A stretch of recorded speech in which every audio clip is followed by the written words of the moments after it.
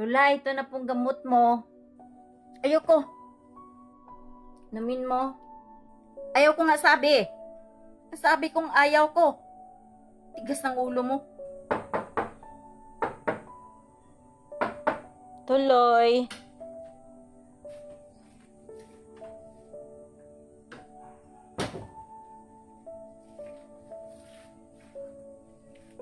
Salamat nga pala, Lina, at nandito ka na. At meron ng mag-aalaga kay nanay. Kailangan ko talagang magtrabaho para kay nanay. Ang mahal-mahal ng mga gamot niya. Paiinumin mo si nanay ng tamang oras sa mga gamot niya at sa pakainin mo sa tamang oras, ha? Okay po, Ma'am Kunkun. Huwag ka pong mag-alala. Aalagaan ko po talaga yung nanay mo. Ikaw nang bahala sa kanya, ha? Pagpasensyahan mo na rin siya. Ikaw nang bahala. Baka maliit pa ako sa trabaho. O sige, ako na pong bahala. Sige ha, alis na ako.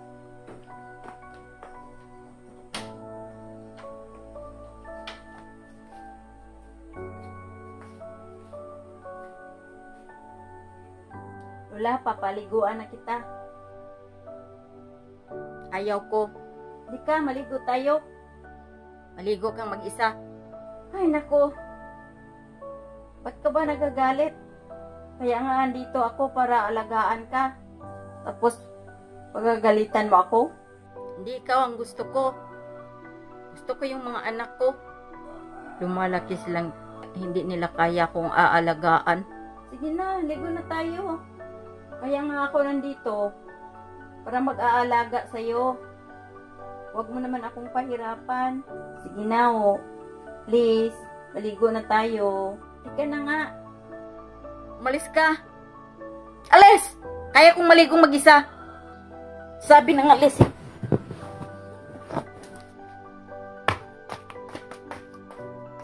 Ay, nako. Katayo naman pala. Kaya nga andito ako para maalagaan siya. Paano na to? Ang sungit. Pagpasensyahan ko lang. Alina, kumusta si nanay? Okay lang naman po, Ma'am Kunkun. Kaya lang, mainitin ang ulo, parang masungit. Ganyan talaga si nanay, mainitin ang ulo. Pero, pagpasensyahan mo na ha. Ikaw nang marunong umiintindi kay nanay ha, Lina ha. Pero okay lang. Hahabaan ko yung pasensya ko. Alang-alang sa kanya. Lola, ito na pong gamot mo. Ayoko. Namin mo. Ayaw ko nga sabi. Sabi kong ayaw ko. Tigas ng ulo mo. Sige na, Lola. Inumin mo na itong mga gamot mo. Ina. Please. Umalis ka na dyan. Kaya kong mag-isa. Hindi kita kailangan dito. Bakit ka ba nagagalit? Inaalagaan lang kita. Pinasahod ako para sa'yo. Kaya nga andito ako para alagaan kita. Para sa ikabubuti mo to. Ayaw ko nga eh.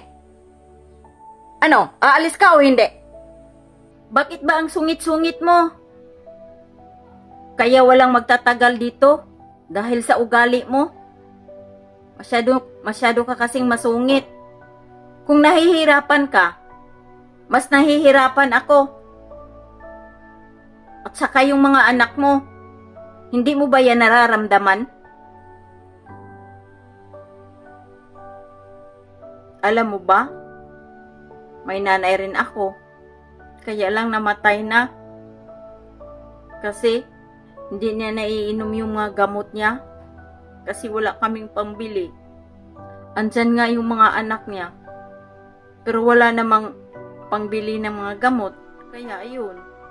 Inalagaan nga siya pero namatay. Maswerte ka nga. Kasi yung mga anak mo, ang lahat ng pangangailangan mo, na ibibigay sa'yo, lalo na yung mga gamot mo. Swerte ka sa mga anak mo eh. May mga trabaho. Kaya nga yung mga anak mo, nagtrabaho para sa'yo. Alam mo, sabi pa nga ni Ma'am Kunkun, nagtrabaho daw siya, gawin daw niya ang lahat para sa'yo. Kasi mahal na mahal daw kanya. Kaya nga siya nagtrabaho at hindi kanya maaalagaan para makabili siya ng mga gamot mo. Ang mahal-mahal pa naman yung mga gamot mo. Ikaw lang ba ang nasasaktan? Kung paano, kung anong mangyayari sa'yo? Sa palagay mo, matutuwa kaya yung mga anak mo sa'yo? Masasaktan sila. Kasi yung mga ginawa nilang lahat para sa'yo. Para maibigay niya ang pangangailangan mo.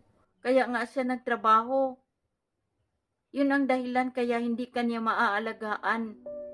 Huwag mo pahihirapan yung sarili mo.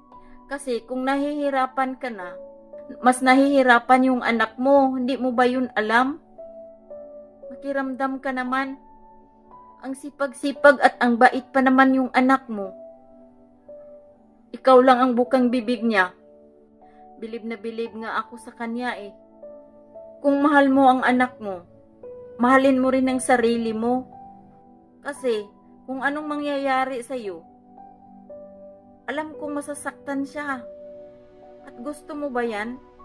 Na masasaktan yung anak mo? Dahil sa'yo? Ganun po ba? Pasensya ka na ha. Nadala lang ako sa init ng ulo ko.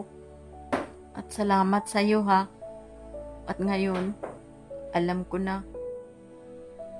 Alam ko na kung bakit. Kasi pinaalala mo sa akin. At salamat nga sa iyo ha.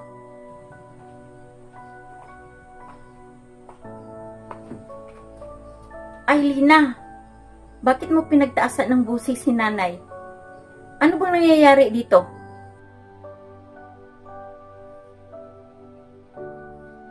Bakit ganyan kang makaasta ni nanay?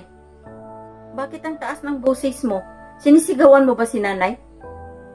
Bakit mo siya sinisigawan? Ano bang nagawa niya sa'yo?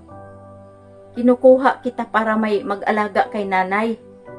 Sabi ko sa'yo, intindihin mo yung matanda. Mabuti pa umalis ka na lang dito. Hindi na tama yung ginagawa mo ha. Pinasweldo kita. Tapos ginaganyan mo ang nanay ko. Akala ko pa naman mapagkatiwalaan kita. Hindi pala.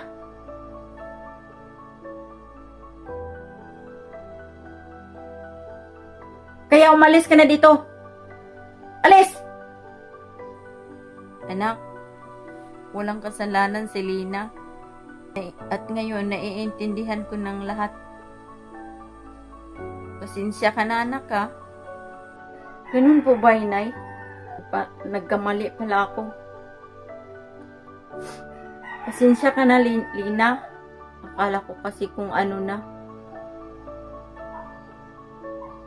Salamat nga pala sa'yo. Sorry sa mga pangyayari ha. Hindi ko sinasadya. Okay lang po. Okay lang.